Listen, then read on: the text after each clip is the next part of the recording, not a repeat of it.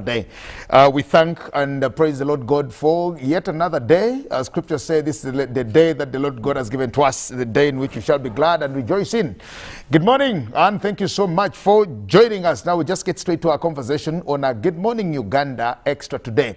And our conversation today is going to be about studying, learning amidst the pandemic, especially for universities and tertiary institutions. Now joining me in studios this morning is Professor Eric Katunguka Ruakshaya. He is the Vice Chancellor for Chambogo University. You're very welcome, Professor Katunguka. Thank you, Mr. Jaganda. I am happy to have you this morning. Thank you for making time to come. Thank you, and good morning, viewers. Thank you very much. A very good morning to you. And of course, together with Professor Katunguka is Dr. Okonzi John, the Director for ICT at Chambogo University still. You're welcome, Doctor. Thank you very much, Jaganda. Thank you very much, viewers. Happy to have both of you in studio this morning, and it is where we are. Professor, I'll start with you. The COVID pandemic, of course, struck, and it caused a lot of disruptions to so many people. Now, the most vulnerable sectors of our lifestyle have been education institutions, or the education sector as it is. Let me first hear from you, from when we got COVID in this country, how you've been managing as a university. Before we even get to the contingency plan that you have for the future, because it just seems like COVID is still with us. How have you managed all through and through? Yeah, well, thank you very much, Mr. Agenda. It's true that this COVID situation has affected greatly institutions of learning, and the institutions of higher learning have not been spared. So as universities, and Chambogo in particular, we've been struggling to see how best we can keep engaging our students through, there's a new platform that was started, ODEL. That's online, distance, and e-learning. So we worked with the National Council for Higher Education, and the National Council licensed most universities, including Chambogo, to continue teaching and learning through online, distance, and open learning. This is a system where you use all available means to get in touch with the students without face-to-face interaction. So the members of staff were trained in how to use this system.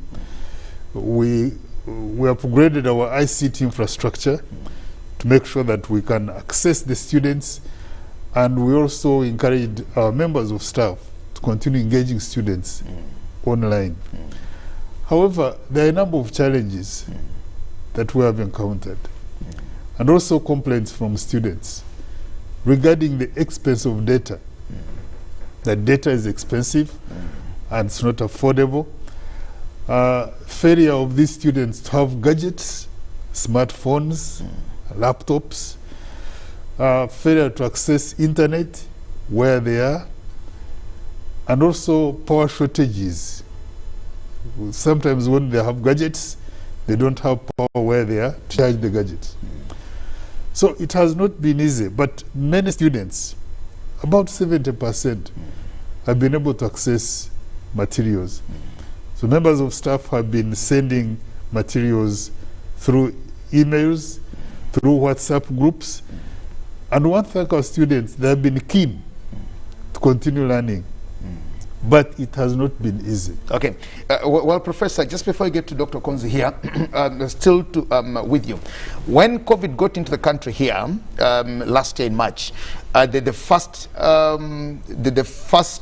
disruptions that it brought in was with the education sectors. When the president delivered his first speech, it was about COVID-19. To actually even just introduce to us what this disease was, they had agreed, or they agreed and actually said, let's first of all decongest all the education institutions, the 15 million Ugandans going to school from all levels.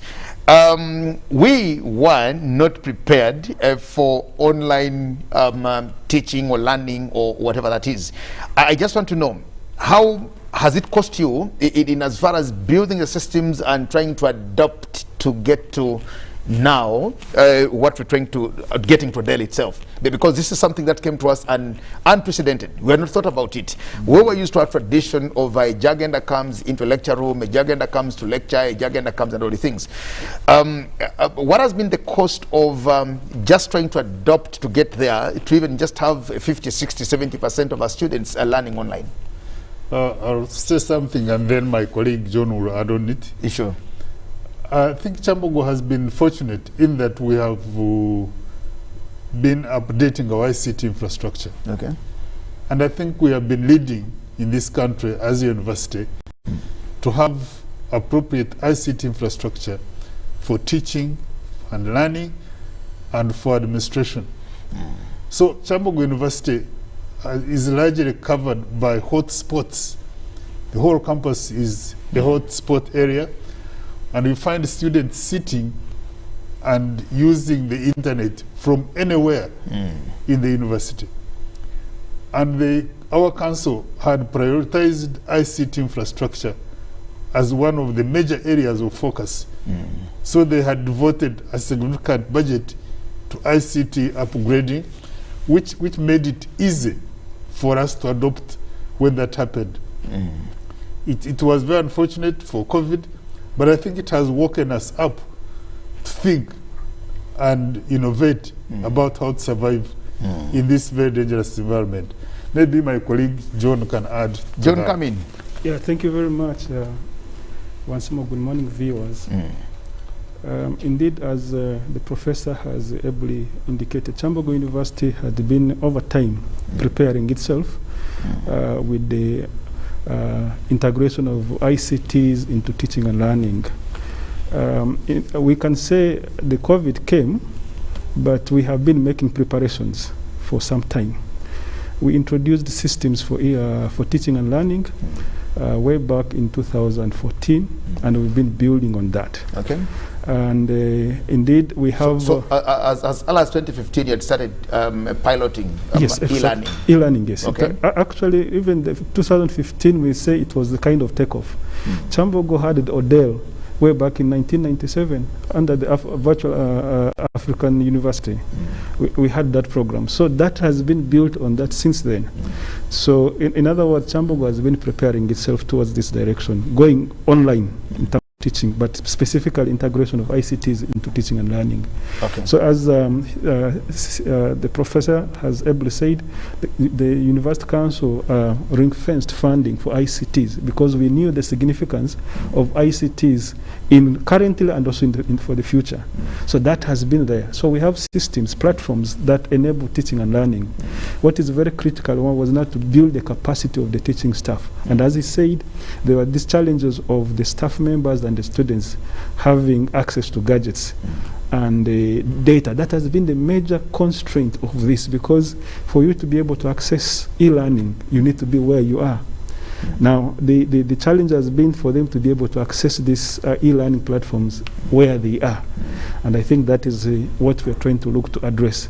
But otherwise, in terms of systems, putting the minimum requirements, Chambogo has been investing heavily. And how feasible is it when you talk about particular courses that have quite a number of people? Because you could find a particular course with 500, 600, 700 students. How feasible is it that you can actually conduct e-lessons or e-lectures, and you have at least 80% of all of those attending to you, which would be an easy thing when they come to attend lectures at the university? Yes, thank you very much. Actually, research has shown that it is ICT that can be able to, once you have the infrastructure and the facilities in place, ICT is the best suite to be used to manage large classes. Why? You can be able to have 1 or 2 professors or lecturers teaching a large number of classes, so long as you have the facility and the data internet where they can be accessed.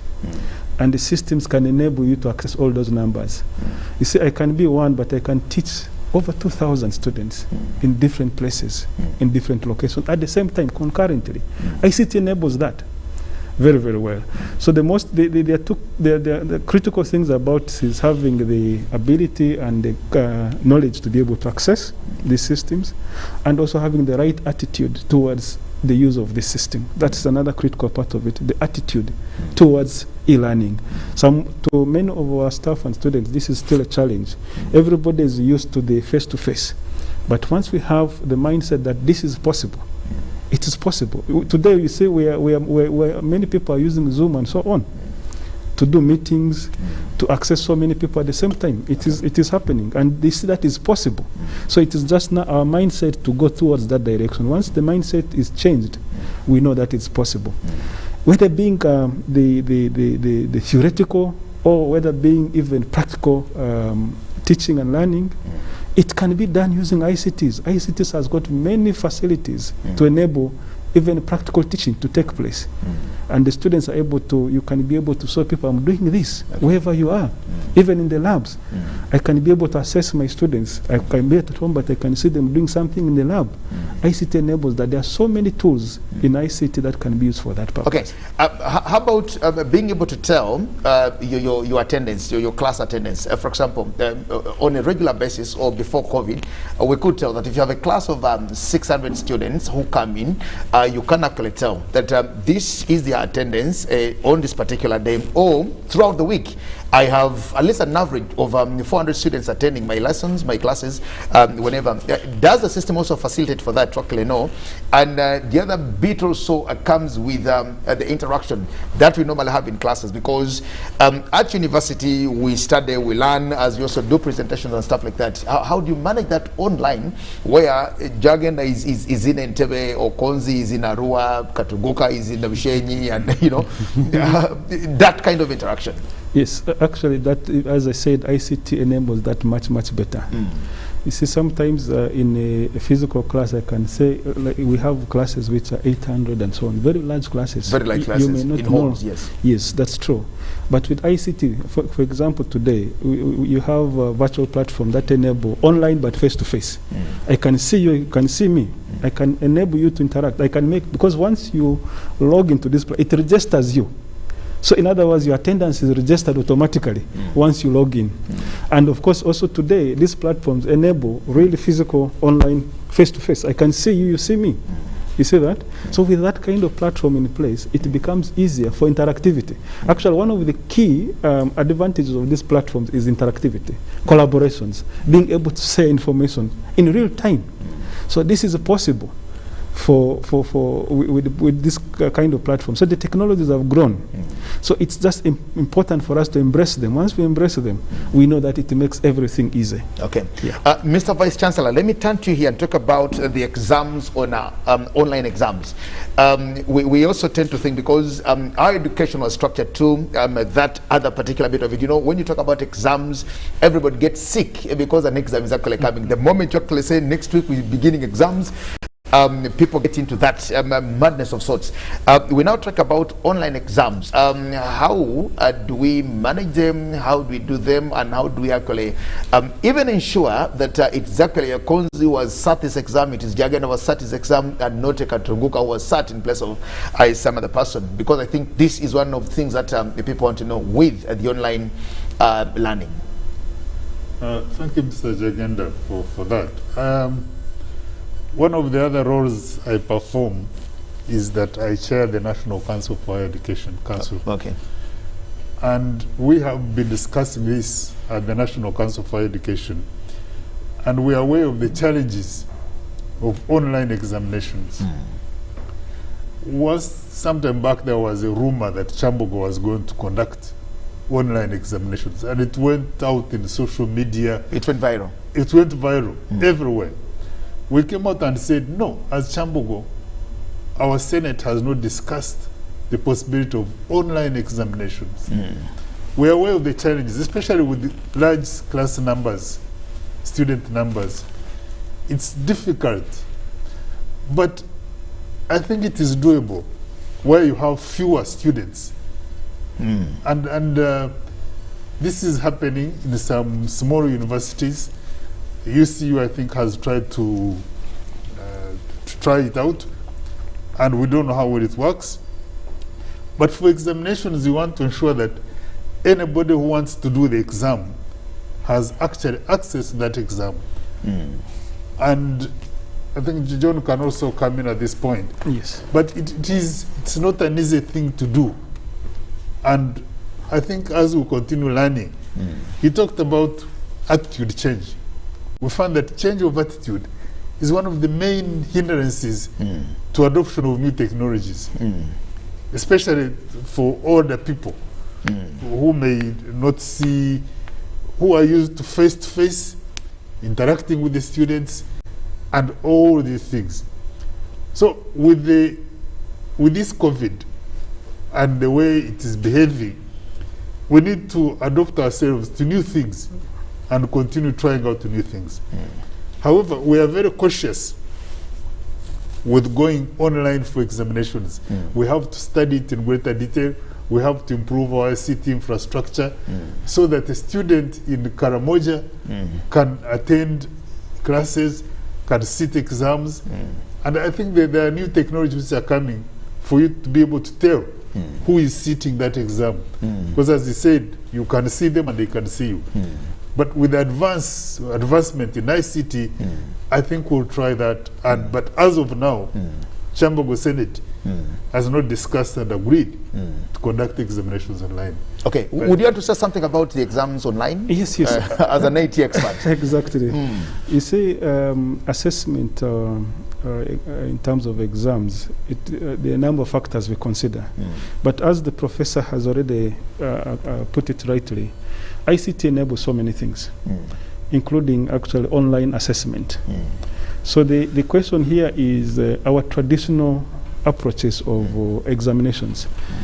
Basically, sometimes we are looking at memory, just put back this, I ask you this, and I want to see you there, and so on. There are tools, proctoring tools, we call them proctoring tools. I can give you a gadget and make sure that it is only you having that kind of tool that is actually on the gadget. There are already tools like that that enable people to make sure that you are the one who is doing that exam. That's number one. Number two, there are also other methods of examination, assessment. For example, in the US, the open books. Open book exams, yes, exactly. Yeah, the open book exams, because we've gone through open book exams where there are limitations of you can only come in this exam with maybe your reading list, with for lawyers, for example, and say come in with the act. You know, you can come in with the relevant acts and maybe handwritten notes. Exactly. And that's all. Yeah. So you're allowed to come with the materials in the examination room. You see, currently our examination traditionals don't come with this. Don't do that. But in just memorize, come and write what you memorize. But also it goes to what am I trying to assess? So if I'm assessing the holistic teaching, so I may not just try to exert on the memory. I want so many things. You're thinking, critical thinking. So I make you to come with open book and do this. So in that case, I don't need to supervise you, but I just need to make it is you who is there. So in case somebody is trying to help you, still you need to think with open book. So there are so many ways in terms of setting the examination questions that enable people to make sure that you really are the one who is going to do it. So that's one way. There are so many mechanisms that are actually available to enable us to do online examination. But as the professor says, you need to prepare people. So the change management towards that is now what we need to do. The awareness that these tools are there. Because many times people didn't know about them, but they actually existed for a long time ago. In many countries and there are best practices around online examination. Personally, I have been teaching a PhD class. I do a lot of online examination with your PhD students. Yes, yes. They do it open book. Say you can go to the internet, do anything, but the questions I ask make you to think. It's not about memory. It's not about memory. It's not about going to some website, copy material there, information, then reproduce it. Exactly.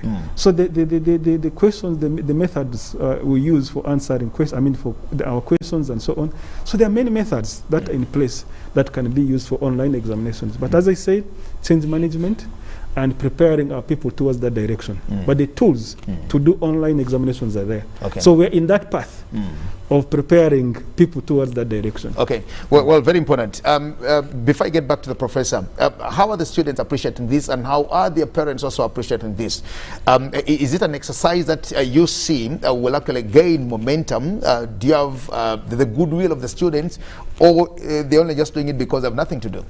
Yeah, as the professor says, you know, normally it is actually the teachers who are laggards, but the youngsters, the students, are very quick in adopting technology. Very quick. So long as they see the benefit that it's benefiting them. If I can be able to access learning at my comfort, at home, and easily, I will adopt it very, very fast. Yes, normally in the beginning, you find some resistance, but the moment they see the benefits, where they are, they quickly adopt it.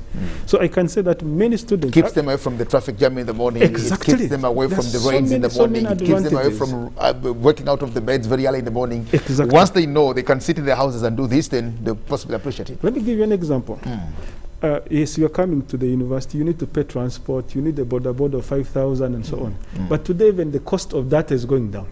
What if I used the 2,000 or 3,000? Because even the telecoms are coming with packages towards that direction. If I use this, instead of coming to the university face-to-face, but I can be wherever I am on my smartphone, I'm able to access very comfortable at my home using a meeting tool, a virtual meeting tool. I see my lecturer sees me. And I'm able to do this very nicely. So it becomes much more convenient for me to be at home and be able to access learning. So it's just preparing people towards that direction. So this is really, really doable. It is more convenient for many people. So the students actually embrace it. Okay. In the beginning, when we started moving, there were those who were resisting. But now when they realized this COVID is not going away, actually they started urging us. Other people are going, what are we doing? What are we doing? Do that. Even those who were resisting it started appreciating the importance of e-learning. Yes. So the whole my floor managers actually laughed at that because they thought COVID would go away after a couple of weeks. But when they discovered COVID is actually here, then they go to pushing what we do to ensure that we get here. Yes, Professor? And further to that, I think I've alluded to attitudinal change. Yes. It's not only about teaching and learning. Even in the administration, we are used to face-to-face meetings, council meetings, people traveling long distances to come to council meetings, conferences. But all these things are taking place virtually. It took us time for Chambogo University Council to accept to have meetings online. It took time? Yes, because people, these are elderly people, say, why are we doing this? We want to come and meet them. They were used to coming to the university, sit there the whole day, discuss, talk, and go. Yeah. But now we have meetings of council and council committees and Senate from the comfort of people's homes. And you conduct business and it goes. So the whole thing is about changing attitude and provision of facilities for people to access these technologies. To the students, there I think what you call the administrative costs, I think, those that come every either year or semester, depending on the university, where they pay for medical, security, ICT, and stuff like that. There are those costs that the students normally pay. And many are having these issues that if we are not coming to the university, why would I have to pay for security? Why would I have to pay for medical? Why would I have to pay for using the library? Why would I have to pay for the library and yet I am actually at home? What about that? Because that's now the other issue that the students have to the universities. Are you addressing it or what? I think we will take up those matters and council and then discuss them, because council is the one that levies fees on students. Talking about library fees, through this COVID, we are continuing to subscribe to e-resources, online resources, to enable students sitting in Bushenyi or Karamoja access the library of Chambogo. Wherever they are. Wherever you are. And it has worked very well. And with that subscription, you get the latest information, publications, books printed yesterday. So there is a cost that is not associated to your physical presence. At the university. At the university. But to be able to provide facilities for you to be able to access learning from where you are. I can understand issues of medical, issues of maybe security, but security must continue to be provided whether people are there or not. And but those are matters that the council can take up Okay. and discuss. Okay. But people think that online teaching is cheap. It's not cheap. It's not cheap. Okay. And that's why I've encouraged parents and guardians to invest in the education of their children. I know it is expensive. I know we are going through a very difficult time because of no money and the rest. But parents and guardians must invest in provision of facilities for their students to be able to access online teaching and learning. Okay.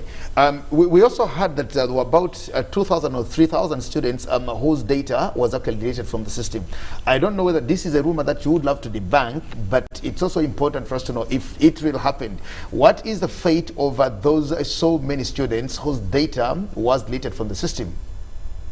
I'll ask John to talk to that. The owner of the system. Yes, Please, what the owner of the system. You are the owner. Is the originator of the system.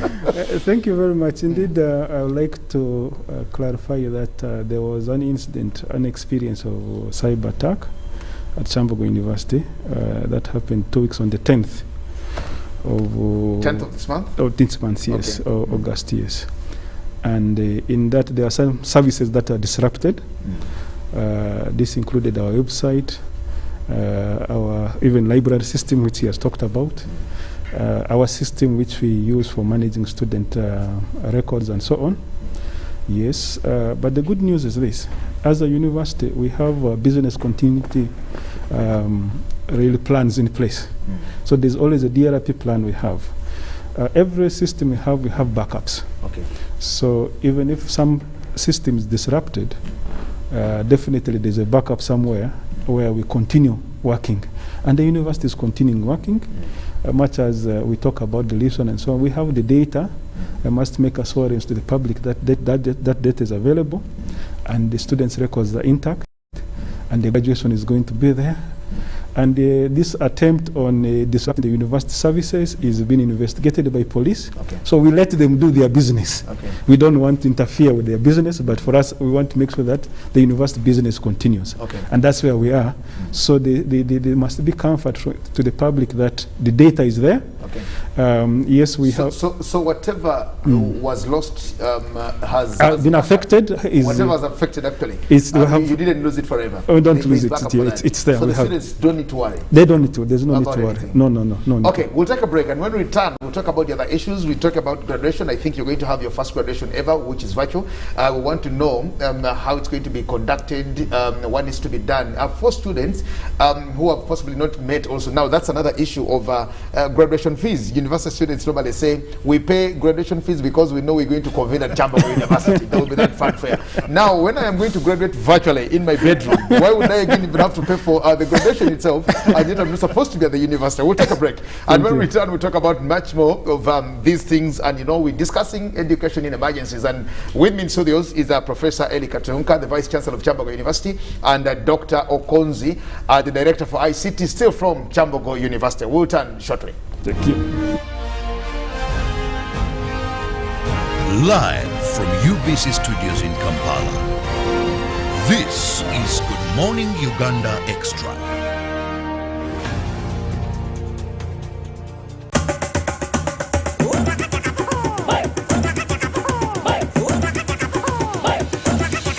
Experience 100% 4G speeds across Uganda with the Airtel 4G Pocket Wi-Fi available at 123,000 shillings only. It comes with 15 GB free for 1 month. Visit the nearest Airtel shop, device selling shop, or Airtel online shop. www.airtel.co.ug/broadband-discover. Airtel, the smartphone network. Echa COVID-19 chijja kugwa only if we stay at home, observe physical distancing, wear masks properly, sanitize or wash our hands with soap and water regularly, or get vaccinated now.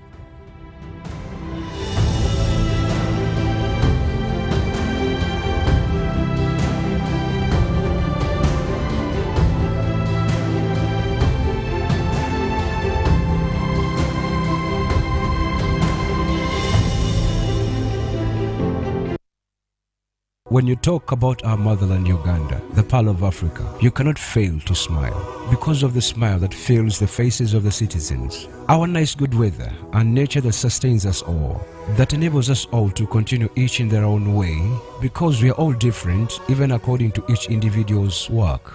But what joins us to become one person is the sweetness from the flavored drink Alleluia Jingati drink and Alleluia Tamarind drink. The flavor that quenches your thirst while at the same time treating and healing your body because it is 100% natural. Enjoy the drink that has got the tamarind juice in it. Made by Alleluia Reflexology, Healthy Solutions and Nutritional Research Center Limited. Get yourself a bottle of Alleluia from all shops around.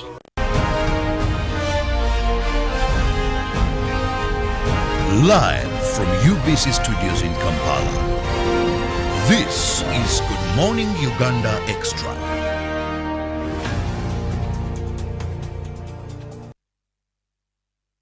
Much and welcome back from that short break. We continue the conversation. I talk about education in emergencies, and with us in studios is the Vice Chancellor for Chambogo University, Professor Eli Katunguka, and Dr. Okonzi, the Director ICT from Chambogo University.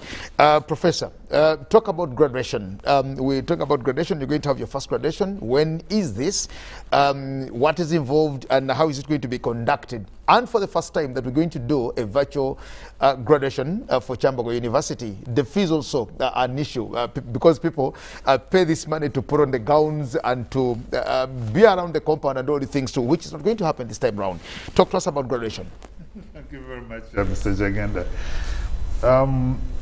Chambogo University had the last graduation in 2019. And I hope that we are going to have another graduation in 2020. But this was not possible because of the COVID pandemic. So since then, we've been grappling with organizing graduation. And the Senate finally agreed that we have a graduation from the 21st to the 23rd of September 2021. And because of the current COVID restrictions, Senate has agreed that it will be virtual. That means it will be largely virtual with limited physical presence. How many students are you graduating this time around for this particular graduation? We're still compiling the list, but we think there will be over 7,000. Okay. You can't convince 7,000 students. No, it's hard now with the COVID pandemic. You can't convince them. No. But what we're planning is that it will be virtual with the limited physical presence. There will be few people on campus, especially people who are included in the Chancellor's procession. So the Chancellor will be there, the Vice Chancellor will be there, the Chairperson of Council will be there, and few other people.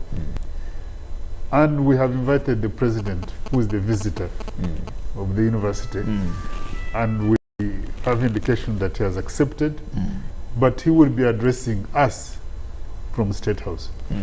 So we'll also be addressing you virtually? Yes, virtually. And the First Lady also will address us as Minister of Education, the Minister of Education and Sports from State House. And all the proceedings will be, I think, captured on TV and on social media. So people will be able to attend virtually, to attend graduation from where they are. We have also agreed that we are going to print graduation booklets for every student who is going to graduate, and these books will be available after graduation.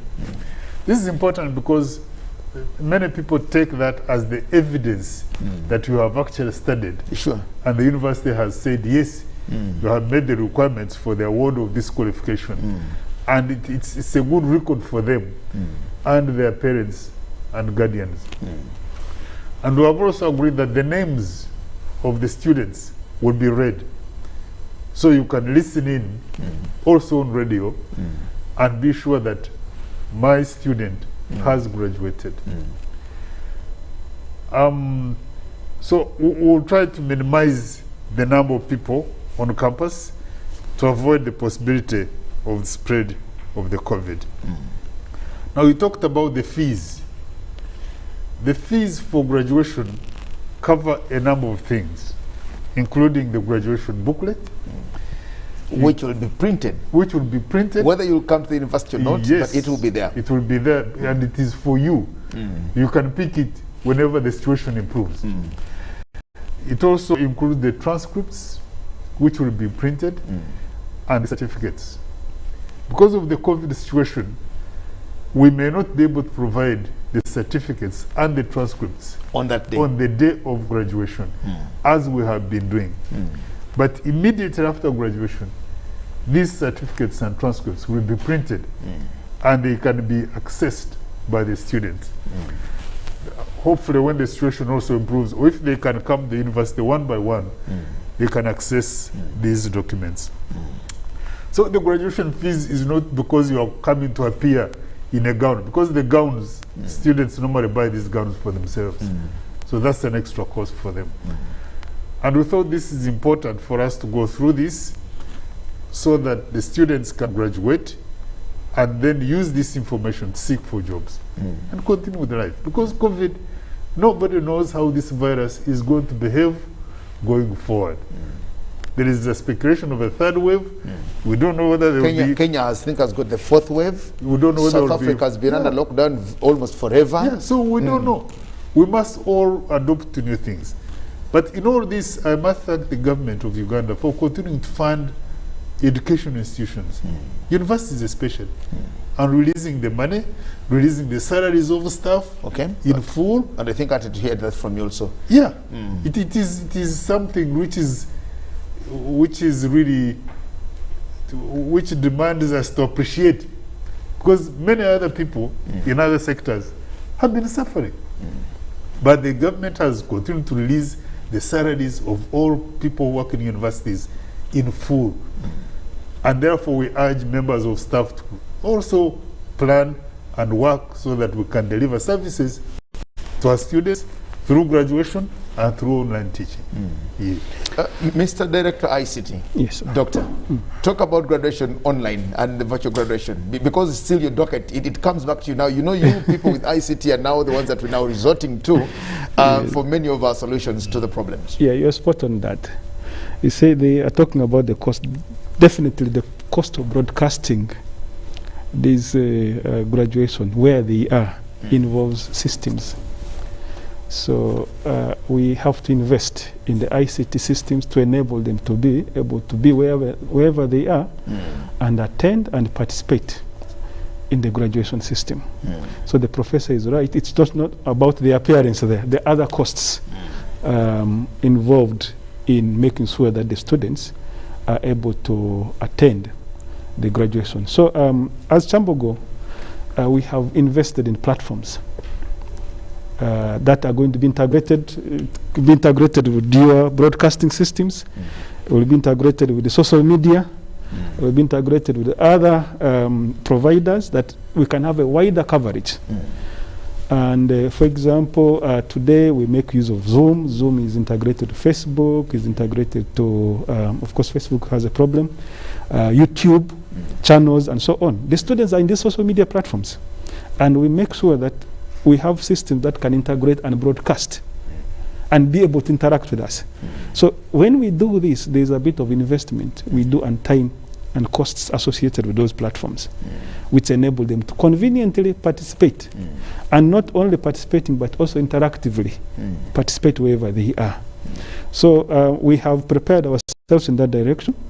We've created on our website, we have a link for graduation particularly, wherever they will be able to access the graduation and be able to participate in this graduation. As Professor says, the method is going to be virtual. So what it means is we have, of course, we are looking at a small blended approach. It may not be 100% virtual, but it's a blend, because there will be some few people who will be physically present at the university. So actually, as in this COVID, there's that aspect of blending so many things. You do a bit of the online and mainly online, but you still keep some bit of physical things, which require us to be where we're supposed to be. So we've already prepared a platform Actually, in this week, we shall be able to give the links to our students that you'll be able to access this information about graduation on these platforms. And once that, then you'll be able to attend and even interact with us. Okay. So part of this is going to be tools like Zoom, Okay. YouTube, Okay. WhatsApp, and so on. We link So them. what's expected of the graduates now in the meantime? Because I can see what the university is doing on their part. How about we who are graduating? What is expected from the persons who are going to graduate from their part? Yes, the graduation process involves things from the university towards, and as we talked about, who are those who are going to graduate. So in the process right now, the university is preparing who are those who are going to graduate. We've created platforms for our students, even wherever they are. Normally the graduation process involves clearance. Are you cleared? Are you cleared? Okay. Have you fulfilled all the requirements? Exactly. Have you fulfilled all the requirements? So normally the clearance involves physical coming from one stage to the other. But this time around, what we did was we created a platform for them to register online. Then we use this platform, the information they have given us, to clear them online. Before, instead of them coming to the university, just register wherever you are, and we clear you. Look at the systems. Yeah, in the system. So as I speak right now, about 6,000 have already registered. So we are going to use this information to clear them with our systems in terms of finances, academics, and so on.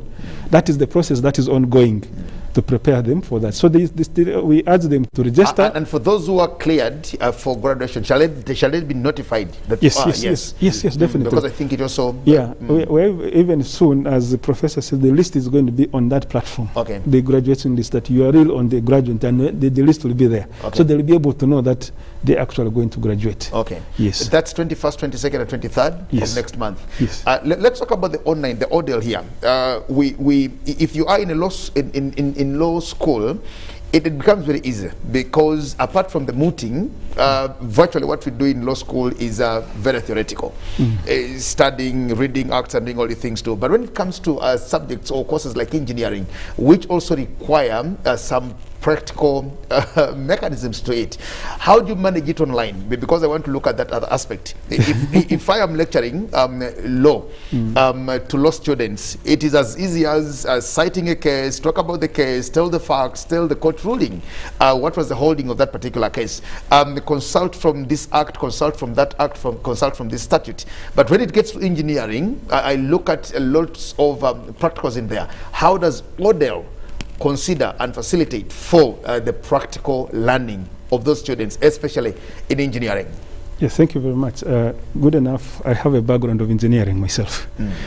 And it is really interesting to let you know that there are so many tools that enable practicals to be conducted, even online. First of all, in engineering, there are simulations. In medicine today, doctors can be able to simulate surgery. In engineering, the same thing. I can simulate so many practical things. Like it happens in aviation. Exactly. You see, before you fly, you need to do simulations. Simulators, yes. Exactly. And today there are tools that enable you to, even the simulated tools or softwares that enable you to directly integrate with physical things. I can be able to operate something here on my phone, but actually it is linked. We are talking about Internet of Things. This is the fourth industrial revolution. Okay?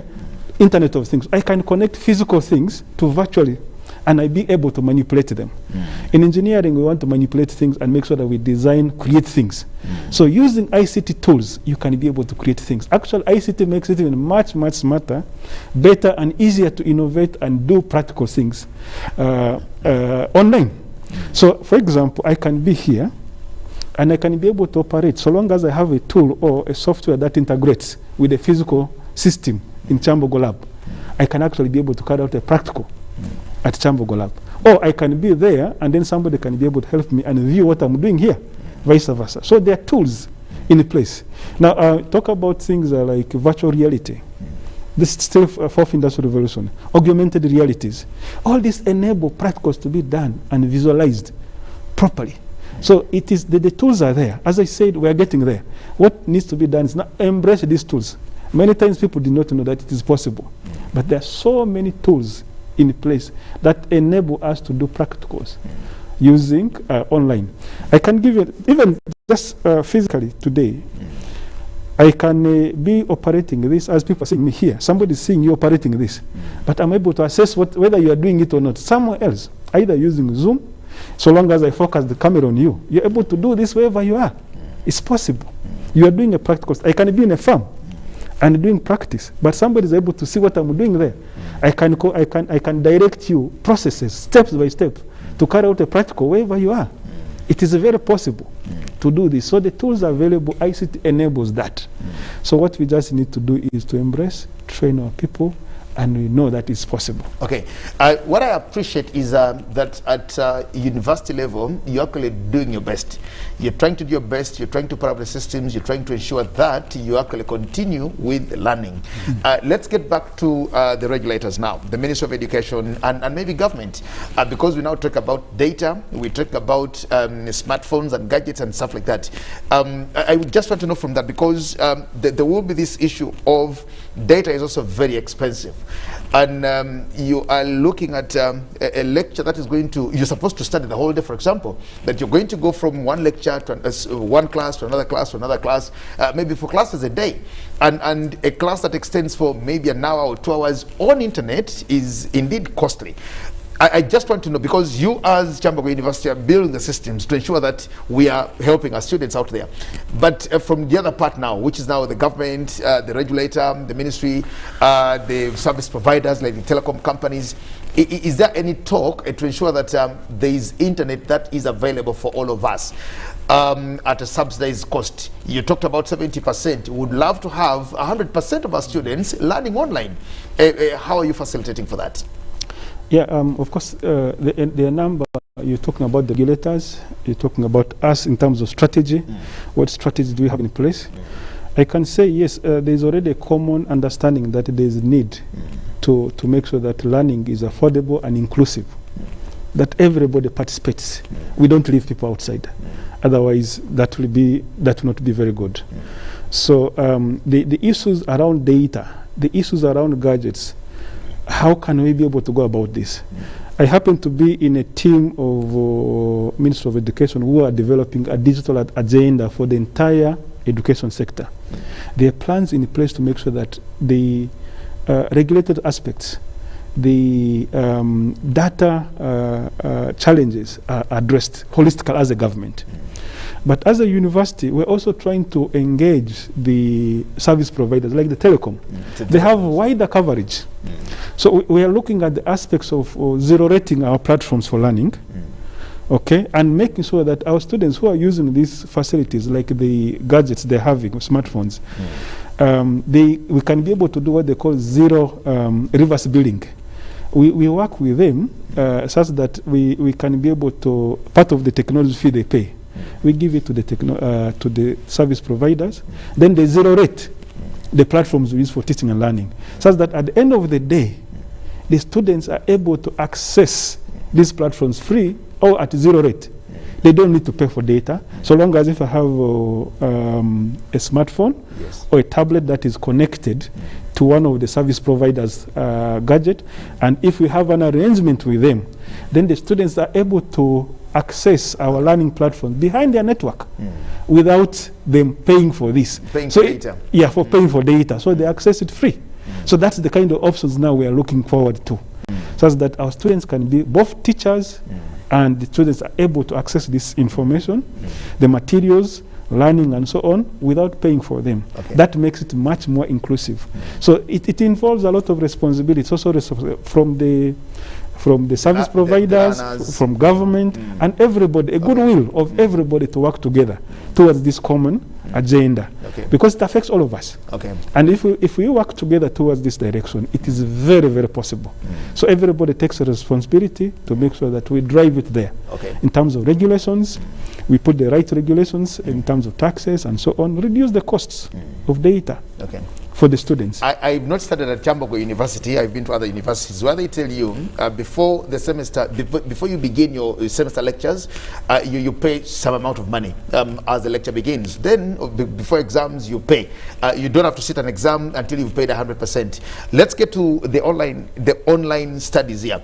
How much am I supposed to pay to have access? Because I don't think that accessing ODEL or accessing a particular system of the university for every learner in there, that the course units have actually been uploaded, the reading lists have been uploaded, the studying materials have been uploaded, accessing the library of Chambogo University. As a student of Chambogo University, I don't think you just get to it like you're getting to any Google search engine or any search engine to say, I'm actually looking for this information and get there. What is required of the students in terms of paying upfront to be able to actually access the system? If I paid half of the fees, how long am I supposed to use the system before the system actually locks me out until I pay the full amount of money? Professor Katunguka, that should be yours. That is a tricky question because we are all trying to grapple with this pandemic thing. Sure. And it has disrupted the whole calendar of education. Yes. Some people have lost sense of when the semester began, where we are with the semester. But what we did with the last semester was students cleared their fees when they came for first phase before they start examinations. The finalists. The finalists. And that's what happened. But right now, we have not been charging the students to access these facilities. I must also thank government. You know, the funding modality of universities now is that government gives you money up front. And the hope was that when the students pay, then you pay back that money to the government. But the government is aware that students are not on campus, so they are not paying. But the money they give us to maintain the university is able to maintain these systems, okay, so that students can access them. And the hope is that when the semester, when this thing is gone and students come back, then we shall be able to revert to the system where they pay fees and hopefully pay all the fees before they sit the examination. That's what is happening now. So we are not charging students now for using the systems because government is covering that cost. And we are in discussion with government that we may not be able to pay back this money because the students are not in session. So the whole arrangement has been disrupted. We must think again and see how we revert to a sense of normalcy or normality in the running of the institutions. So nobody can tell you clearly what is going to happen or what is happening now. The whole calendar, the whole arrangement has been disrupted by COVID, and we just hope that lecturers will be vaccinated and will come back to the normal semesters again. Okay. Yeah. Dr. Okonzi, yes. You want to say something on that? Yes, he has put it right, but of course this is a very unprecedented disruption, which many of us were not envisaging. As the professor said, yes, when we are enabling our students to do online access to our platforms, the most critical thing now for us here to ensure that it is our students who are on these platforms. They had been in the university systems. They register using the university credentials that no any other person is accessing the platform apart from them. So as ICT, we enable that. But indeed, it is true right now to target to payment. It becomes very tricky. Very tricky now. There are students overlapping semesters, overlapping academic years. So it's really a mix-up of things. A mix up. Some students don't know which semester they are in. They actually don't know. They don't know which semester they are in. They don't know whether it's still second years or third years. They don't know whether it's crossover from first year to second year. They're grappling with all this. And it's happening actually. Yes. So it's just, as I say, with the hope that there will be normalcy. But in case it's not there, we just need to prepare ourselves because it seems to be the new normal, as people say. So we really need to now lay more strategies. As academia, this is supposed part of our business. Okay. You've got a problem. So both theoretically and practically, how can we sort out these problems? So as academia, we need to work hard and be part of the solution other than being part of the crying. And as Chambogo, one of our key really niche is to solve problems. So we want to be part of the solution to solving these problems, so that at the end of the day, we are able to come out of this as a country, as a university, and as everybody, that we're moving in the right direction. Any special message to the Chambogo family from you? For me, I think as ICT today, everything is going E. The most important thing is to embrace E-systems. And we are quite aware that with E-systems, you make most solutions available, and it becomes it makes efficiency, transparency of operations, and everybody benefits. So I call upon my colleagues, I call upon the students to embrace ICTs in all areas. And Chambogo University in particular is in moving that direction of integrating ICTs into its all operations, all the business processes. In terms of the comfort of our data and the students graduating, I also want to put it out there that there should be no worry. That the records are there, they will be on the system, we're updating them. Whoever is supposed to graduate will be graduating. So there's no worry about that. That assurance I need to give it out there. Thank you so much. Professor Katunguka, finally from you, your last remarks. Well, really, thank you very much for this interaction. I must thank our colleagues in the university, the members of administrative staff, members of academic staff, and everybody for continuing to work to make sure that the university continues running. I must say sorry to those people who lost their loved ones, because during the COVID, we lost a number of people and students. So commiserate with everybody. A number of people were sick, but thank God they got better. So we thank God. And we hope that the situation will continue to get better as we go along. So I want to urge everybody to put in the best they can in this pandemic, and let us continue running the university. We'll get our graduation, we'll get vaccinated, and hope that there will be some normalcy and our students will return to the university. Well, thank you so much, Professor Eli Katunguka Rakshaya, the Vice Chancellor for Chambogo University. Thank you for having allowed to join us this morning. Thank you so much, Dr. John Okonzi, the Director for ICT, also from Chambogo University, for being with us here on a GME Extra for a conversation on education in emergencies. And I think what I also pick from you this morning is we need to embrace and adapt to E. We have no choice but to get there. Whether what or what, it means that's the way to go. So as students or parents or stakeholders at different levels, let's embrace and let's allow to get there. For the students, yes, it's actually very easy for them to adopt, but you need to talk to the teachers. The lecturers also need to actually adopt and actually know that they need to plan on E, they need to do E, and they need to embrace E systems. To the learners, they have no choice because they want to graduate, go out there and find a job, so they will do anything to ensure that they study. It also needs to come back to the teachers, to the lecturers, to those the instructors, to also embrace it and actually instruct the students and ensure that they graduate and go into the market again. We thank you so much. My name is Jagana Samakola Ziksoka. It's a Wednesday. Charles Odongto will be coming on at 10 p.m. tonight on Behind the Headlines. For God and my country, stay blessed as we continue inspiring Uganda. Good morning and bye for now. Thank you. Thank you very much. Okay. Live from UBC Studios in Kampala. This is Good Morning Uganda Extra.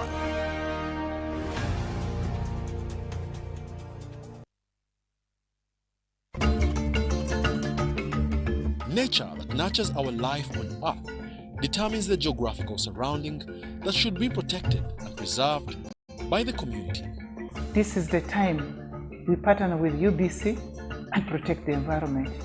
Our Environment is a program that will showcase the importance of human responsibility in a healthy environment, that is to say, conservation, waste management and recycling, disease prevention, biogas to mention but a few. Support the program Our Environment on UBC. Inspiring Uganda.